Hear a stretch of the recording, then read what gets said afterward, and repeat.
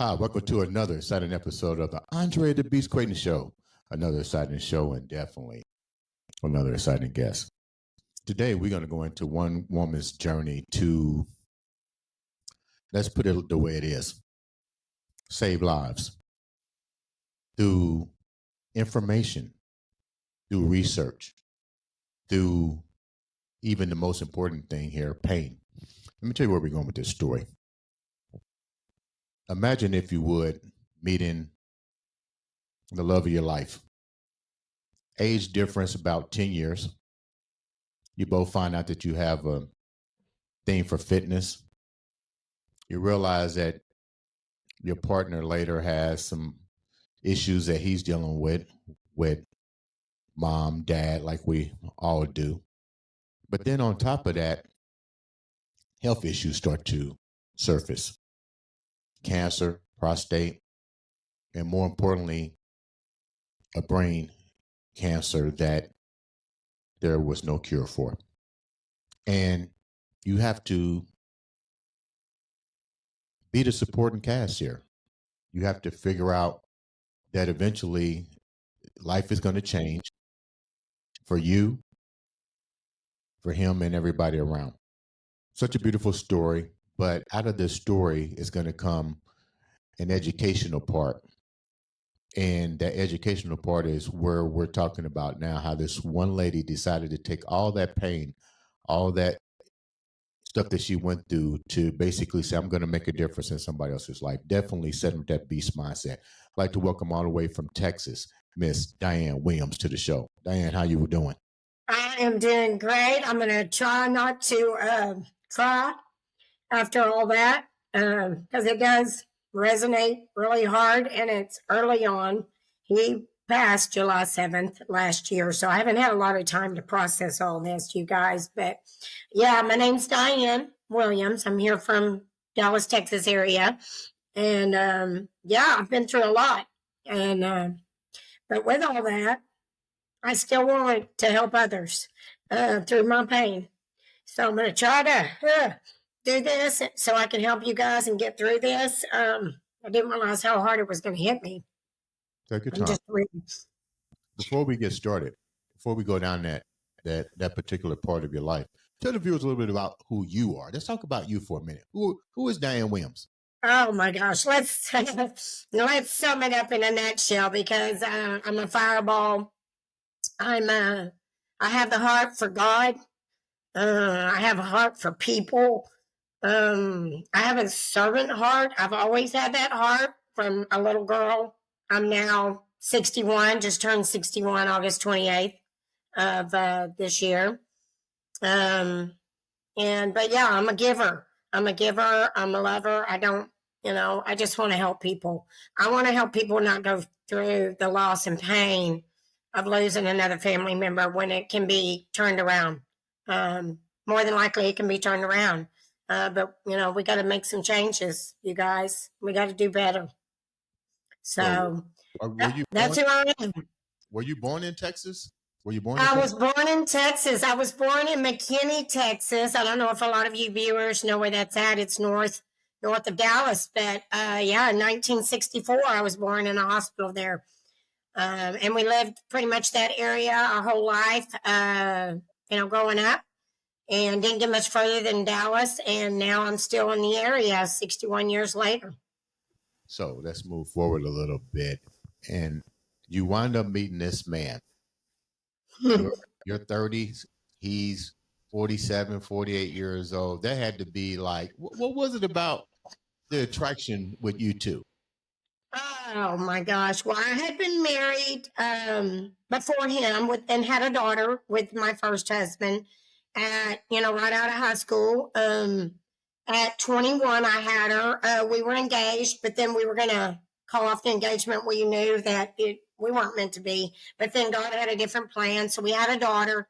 We stayed married 7 years. I stayed single 2 years. Wasn't planning on, bringing a man into my daughter's life. Just trying to be a single mom. Not really getting a lot of support from my husband or child support or anything. So I moved in with my parents. But then my husband I actually ran into at a country and western bar because I love to dance. I don't go there to drink. I'm not a drinker really, but I love to dance. And I met him there, and I walked by. And the first time he saw me walk by, I had long blonde hair, Daisy Duke shorts and boots, and he said, "How you doing?" And I said, "I'm doing good. How you doing?" And he got my number, and I'm telling you, we were married within 6 weeks of that. And when he passed, we would have been married 30 years. So it doesn't matter how long you know that person, you just know what you know. You got married within a few weeks of knowing somebody. People would say that's crazy. Like you just knew instantly that's what you wanted. You guys wanted to be together. Yeah, I knew he was a good person. I knew he was a good dad, which says a lot about a person. I knew how much he loved his children. I knew how much he loved God, more importantly. Did he have a ways to go with God and who he was? Yeah, because even though I married him within 6 weeks, you guys, I left him within probably about that much time after because he was controlling. There were things he didn't reveal. And like you said, you don't know what you're getting yourself into with all that. But he was controlling. And so, I told him to go get counseling because I left him. I left him in a day. He went to work and I was gone. I don't mess around. I'm not going to be neglected, abused in any way. But you know what? God changed him. He went and got counseling through our church, through a Christian mentor.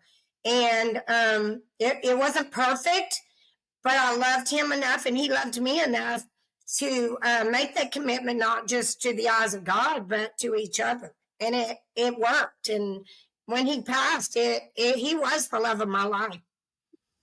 Now, you talked about walking away from that. A lot of women probably wouldn't have done it that easy, but you had enough. Did you have enough faith in him to know that he would go seek help for his issues? Because we talked off camera, and a lot of people, I'm not trying to put his business out there. God rest his soul. He wanted you to. He was that person. If it can help someone, his story, he wouldn't mind me sharing anything about that. You did indicate a little bit that he was also dealing with, let's call it a little bit of trauma from his own childhood as well. A lot of trauma. A little bit about that. Well, for a little boy and a little girl to have to go through what he went through and come out on the other side smelling like a rose is huge in itself. So at the age of 5, his little sister was 3. There was just 2 of them.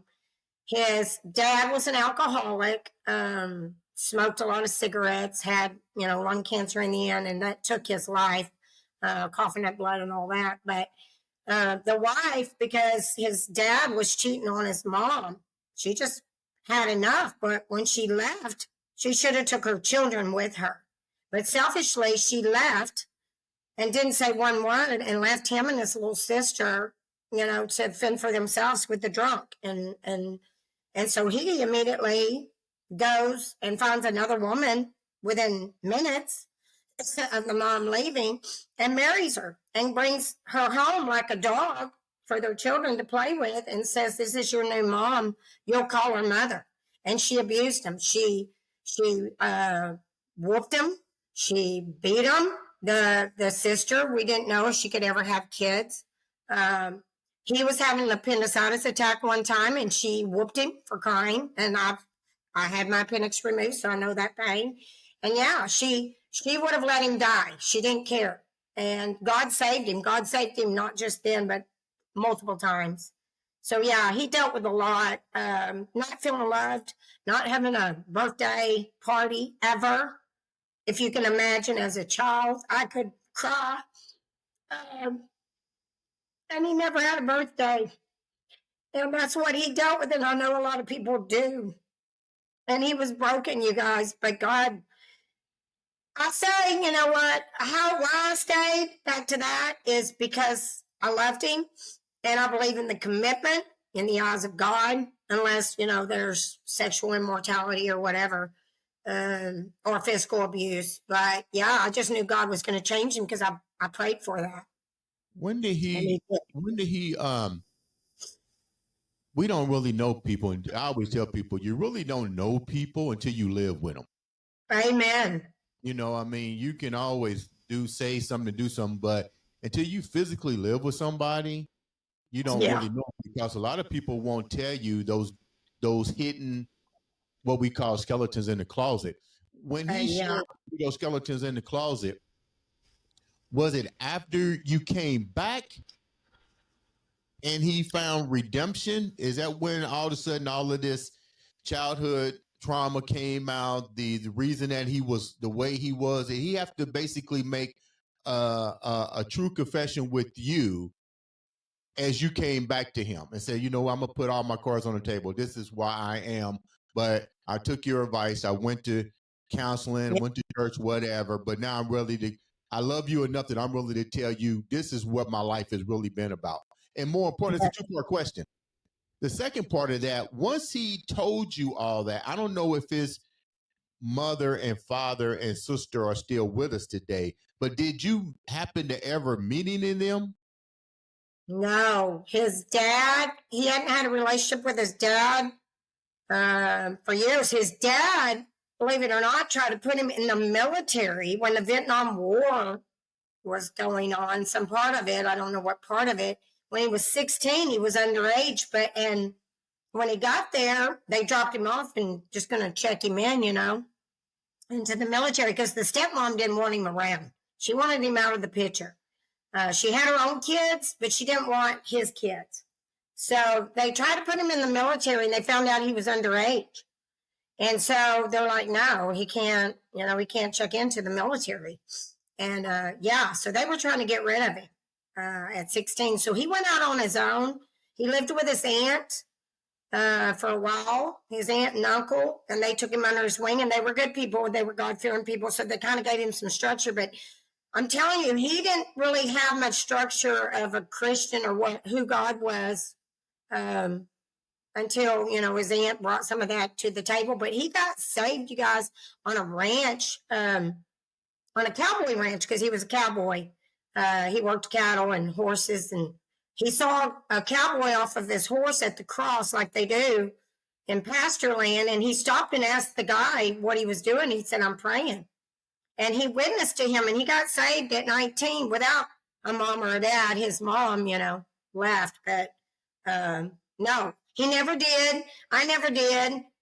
His real mom came back into his life just a few years before he died, and didn't even know his birth date. She kept arguing with him about his birth date, and she passed away.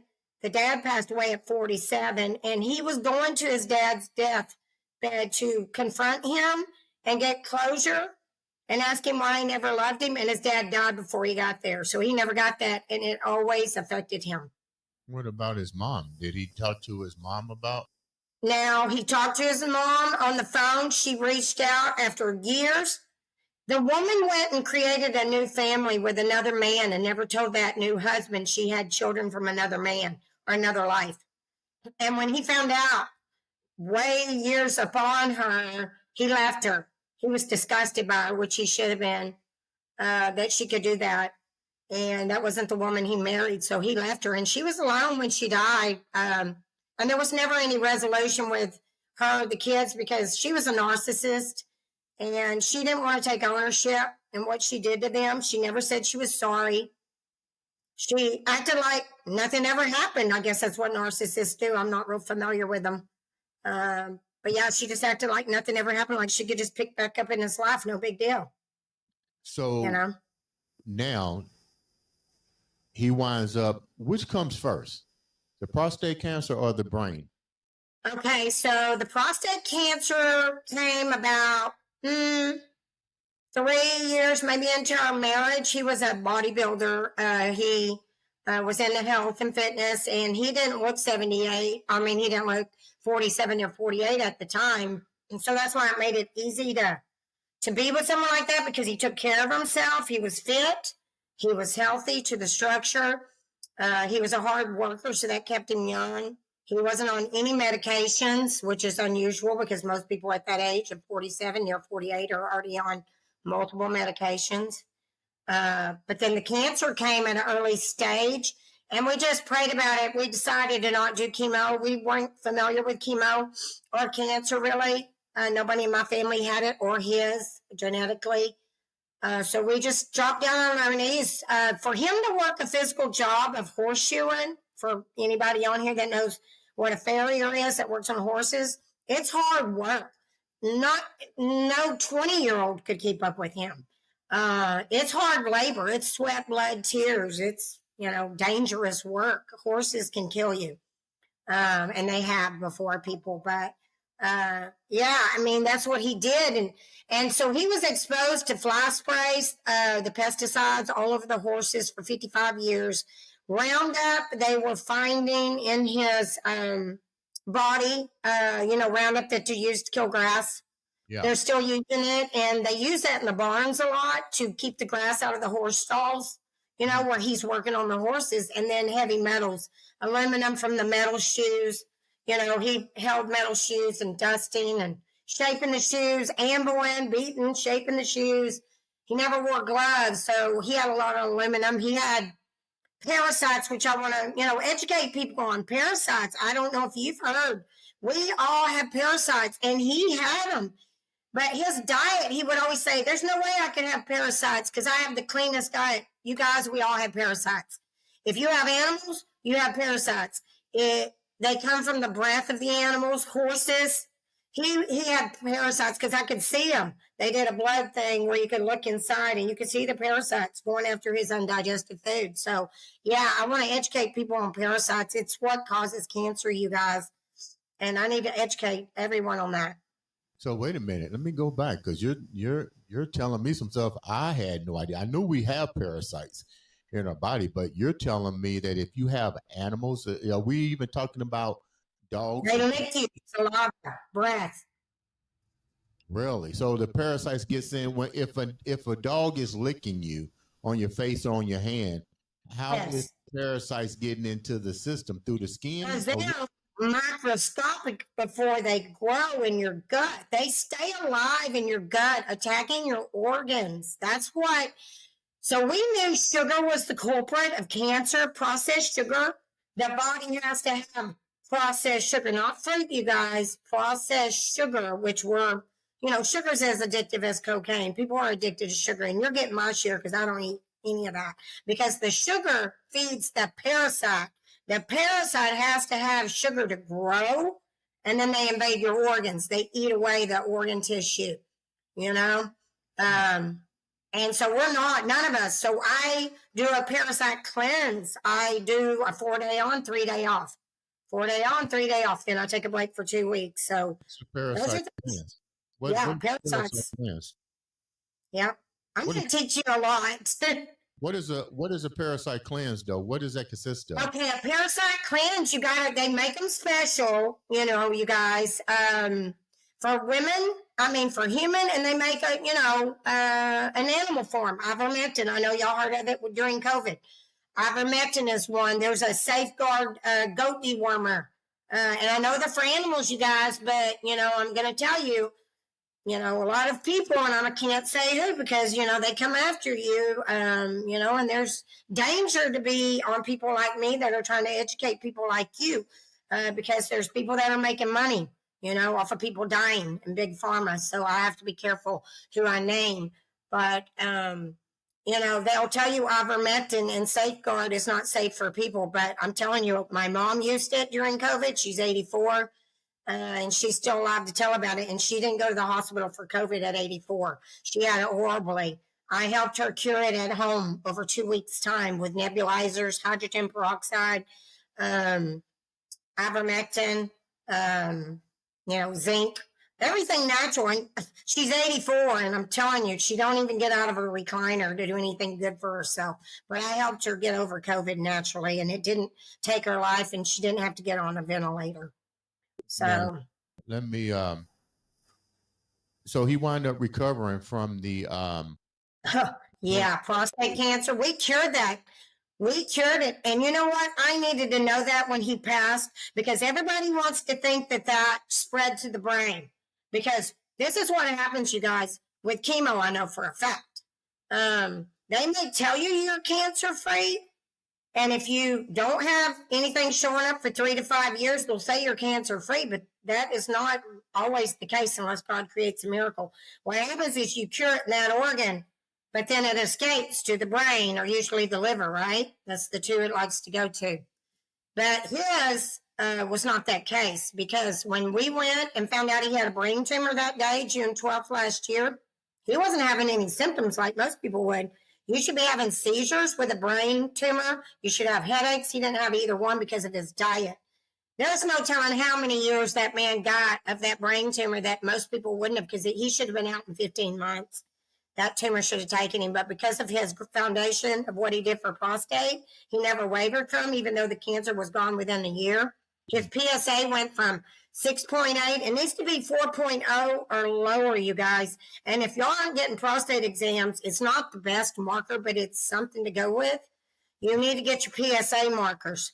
What And about because women? of that, it's time. What about women? We know that you're dealing that you a lot Yeah. of your information came from dealing with your husband, but Yeah. what about women? What should they look for with these same type of things? Okay, so women, we have more of a hormonal cancer to look at, breast cancers, lymphatic cancer from the breast.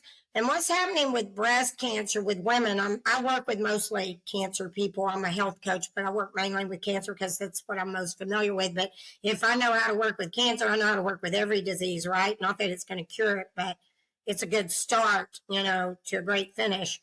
But with women, it's a hormone balance thing. And women are getting a lot of synthetic hormones implanted in them. I was one of those. I don't do that anymore. Even though they make you think they're bioidentical to what your body has, it's not true. We should be able to balance. I'm 61, you guys. I went into menopause in my early 50s. I don't have hot flashes. I don't have the mood swings. I don't have any of the things that y'all are trying to fix through synthetic, hormones. The hormones, because I know you feel crazy, when women, we get emotional because of hormones, but I have ways to help people naturally balance out their hormones. I haven't been taking any for over a year now. I've balanced them out on my own, because you got to be careful with estrogen for women, and ones that are on birth control pills, you got to be careful with that, because they do cause blood clots too. I just have so much information, and you are a blessing, sir, because I have been praying for years to have this platform. Even if it goes nowhere, I've been praying to get this information. I don't have a degree. I have a life in this. I've lived it. I earned it. I earned the stripes of the knowledge I have. I put the time in. I don't take every Google for what it is. I put it to my own life and to my own health. As you can see, I don't look 61. You guys, this is not Botox. This is not fillers. This is health. This is healing. Now, We should all be trying to turn our health around. let me ask a question. You mentioned that you came off of the Oh, turkey. therapy. What was you feeling that you decided to come off of it? Well, for one, I couldn't afford it anymore after my husband passed away. And I think it was God pushing me in to do better, to get, off of those. They were $350 every 3 months to keep my sanity, to not be emotional. And I'm a widow, so I'm crying, I'm grieving, I'm already hormonal. And then I go cold turkey. But I started implementing natural products that I researched for hormones. And I came across one, and I'll put the link in for people. This company I was, because I promote a lot of products, not for the money. I promote them because they're good products and they're just natural. I don't promote anything that is not of God. That is What a are at chemical. least a couple of the products? Are you talking about black cohosh? Black cohosh is in one of the products I promote, but the problem is with black cohosh in supplement form, once again, it's supplementing. The one I have is a liquid swish. It's like a mouthwash. It's in 70 countries. We were the last to get it. Obviously, FDA probably didn't want us to. I don't know. But we were the last ones to get it, because it's harder to get it in the U.S. when it's natural to other countries that are more about natural and are allowed to have that. But it's a nanotechnology. If you're not familiar with nanotechnology, it's very unique. like they shrink down the molecule particles in this product. It's a liquid, so it's better. But then they go a step further and they nanoparticle it, meaning it's so small you would not be able to see it with like nothing, not a magnifying. So they broke it down to where it can now not just pass through the blood, but get into the brain, the mitochondria, the brain of the cells, right? You're breaking through the cellular wall because we can take nutrition all day long like me, but if you can't get in the cells, where cells is your DNA, to repair those damaged cells that the cancer or the disease has caused, you're kind of running in circles. You might get some results, but you're not going to get the results that you could get at the cellular level, put it that way. So this product, it's called HERS. They just got it for the hormones. So I've been doing that for a year, right? Or since I got off of my hormones. So it's got black cohosh, it's got Dawn, Kai, it's got all the ones that are meant for menopause. And when you switch and gargle, like you would a mouthwash, you would spit that out to this, you swallow. It within 60 seconds, it bypasses the gut, so you don't have to digest it and lose a lot of the benefits. And then it's absorbed into every cell of your body, you guys, your brain, your bones, your bone marrow, your blood, everything. So I've got it in 2 IV clinics around here, local, that promote glutathione. Are you familiar with glutathione, sir? Mm-hmm. Yeah, I'm listening. Glutathione, not L-glutamine that you work out with and create muscle and the building blocks, but glutathione is the most important miracle molecule antioxidant that God designed us with.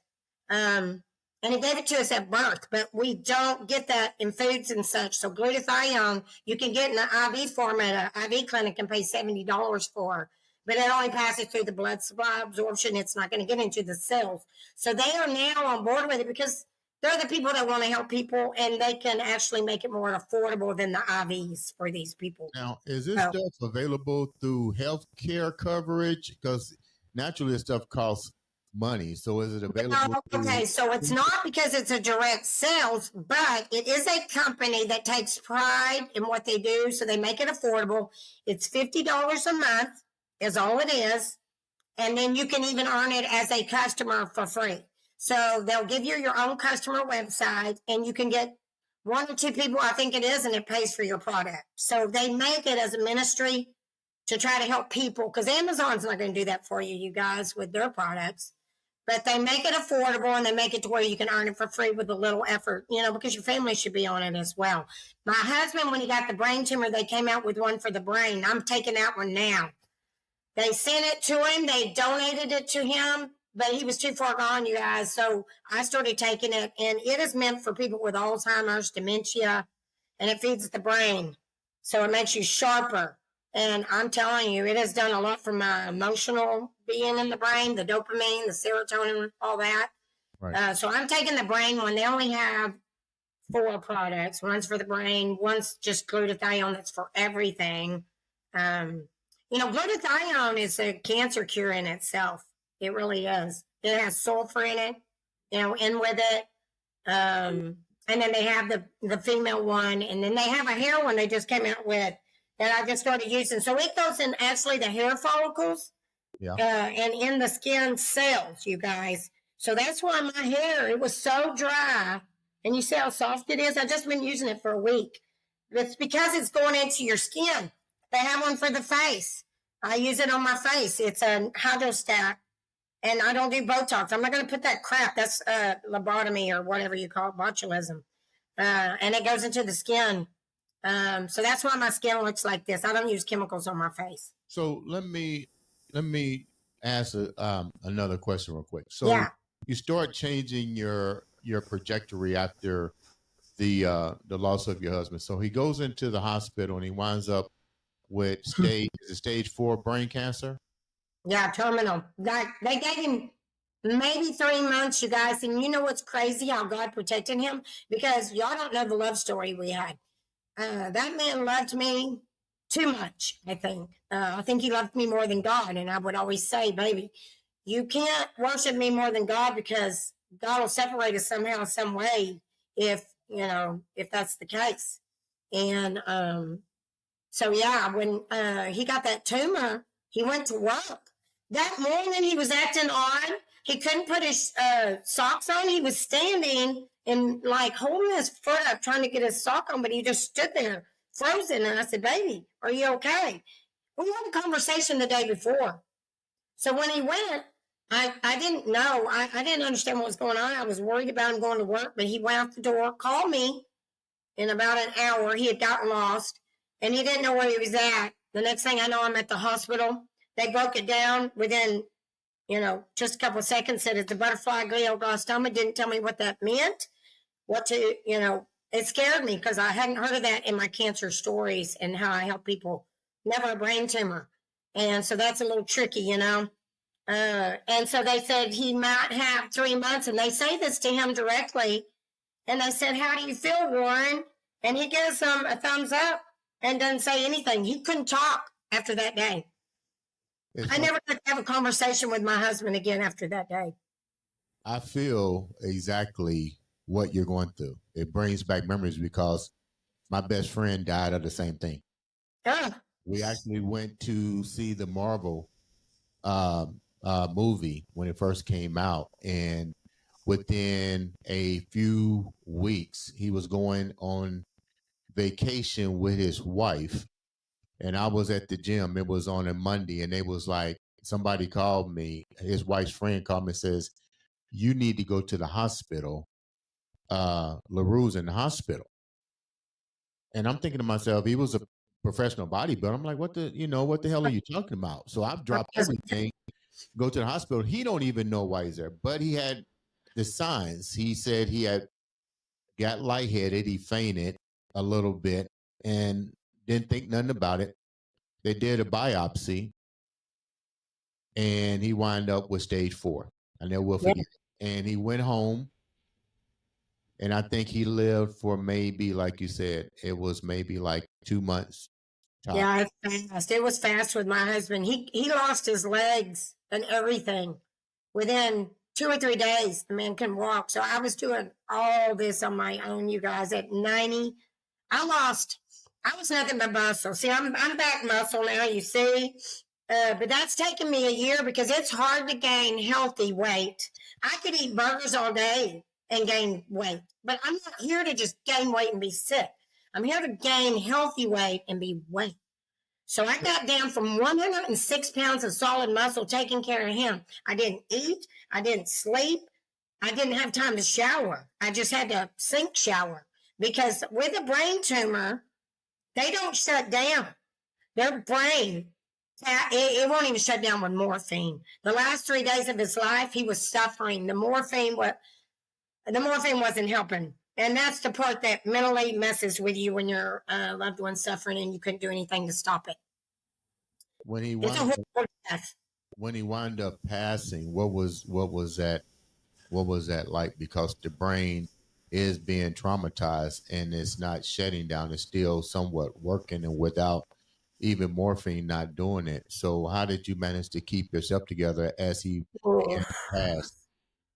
That's a good question. All I can say is it was God carrying me because I don't know physically how I did it. At night, I got down. I lost a pound a day. I lost 16 pounds in 25 days. If that tells you how stressful and how exhausting, but how wonderful it was to be able to do that for my husband. I wouldn't have put him in hospice. There's no way I would have had him anywhere but here with me. But I have to say it was the hardest thing I've ever done. And I was sick myself. I had gastritis. Even as a health coach, I had what you call gastritis. It's a inflammation in the stomach lining, and it gets trapped between the gut and the lining. So it's hard to treat even through my nutrition. And that was caused by H. pylori, and a lot of people don't know about that. And I need to educate y'all on that because 50% of the population has it. Don't know you have it till you have it. And then it can cause stomach cancer. And so that's a bacteria. So it destroyed my gut. I'm still trying to get that back, and I am, and God's healing me through products that I'm now promoting to help people with their gut and heart health because it's centered around that.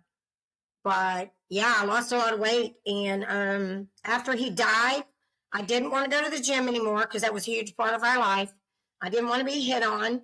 I didn't want to be bothered. It was a part of our life that I would be sad if I went to the gym and he wasn't with me because we did it our whole life together. So I worked out at home instead of drinking and turning to drugs or out partying, reminiscing. I stayed home, prayed it out, stayed it out, got on this thing called a BOSU. It's a half balance ball. Started training on it. And now I do some crazy stuff on monkey bars that 20-year-olds can't do. I hang upside down and do crazy sit-ups, pull-ups. Yeah, it should be on the world's records for my age. But yeah, I mean, because I'm strong, you guys. I'm strong mentally, but that's God. Got to give him the credit. But physically, it's nutrition. It's working out. It's moving the body. I also do lymphatics. I do a specialty lymphatics compression suit out of New Zealand. I ordered both suits during COVID, right before COVID. And now I'm doing that out of my home. So lymphatics. Before we wrap up, and let me give congratulations on you celebrating your birthday, and let Thank me you. deep condolence to the loss of your husband. But I can see you're still carrying the torch and trying to educate individuals so they don't have to deal with the pain, and at least have an option to at least Thank you, Jesus. to at least research what you're talking about. Yeah. So, two-part questions. First of all, how can the viewers reach out to you? And then second of all, the last part of that question is what's in store for you next? You talked about having a ministry. What's in store for you next, and how can the viewers reach out to you? Well, it's funny because this is a podcast, which I've never done podcasts. I've done Zoom, stuff like that. Before this, I feel like God, I don't even know how this link got to me through text or email or what, but I was like, this is weird that this is happening because I've been praying I want to do my own podcast. I've been, trying to get things in order. Being a widow is hard. It's taken me a year and I'm still trying to get things resolved and try to figure out who Diane is by herself because I've been married my whole life. Never really, had the opportunity to date. Right now I'm dating Jesus and I'm just spending my time with him. I'm trying to get my finances in order. A lot of my nutritional things I promote pays my bills. That's all I've got right now. It's not why I'm doing it because God will provide. I ain't worried about that. I'm going to turn my faith to a different level. So I'm on Facebook now doing, giving the word. I was never that person to feed the word, but I'm doing that for people I'm just trying to pour my grief into others because that selfishly helps me, if that makes sense. Yeah. How can the viewers reach out to you? Do you have an email or? I have email. I don't have a website really. Other than my websites for my products. I have my email. I have my Instagram. I do a lot of workout videos and I'm going to do more health tutorials and juicing demonstrations like juicing. My husband cured his cancer by juicing carrot juice, y'all. He would drink 8-ounce carrot juices a day. He turned orange, his hands. Beta carotene, kills cancer cells like crazy. So we did that. So I'm going to get back to doing that. So you'll find some of that on there. I do a lot of dance videos because dance is my healing. It's not, provocative dancing. I don't do that. I express myself through music, all kinds of music. So I do a lot of dance. I like to break it down. And it brings me joy. My mom said I came out of the womb dancing. But so my email, phone number, I don't care. Y'all want my phone number? Facebook. I'm on TikTok. I got on TikTok to try to, educate people on nutrition too. I don't know how to use TikTok that well. It's very difficult, but I want to do more podcasts like this, sir. Okay. So what's your TikTok information? Like, what are you known? What's your handle so they can at least see you? So I just changed it because I just had a normal one they assigned me. So that is Diane Williams with an S. What am I? Dance Queen. Because I love to dance. I think I changed it this morning to Dance Queen 9080. So Diane Williams with an S and one N in Diane. Diane Williams. Dance Queen 9080. Sounds like a winner. You guys make sure you support, follow.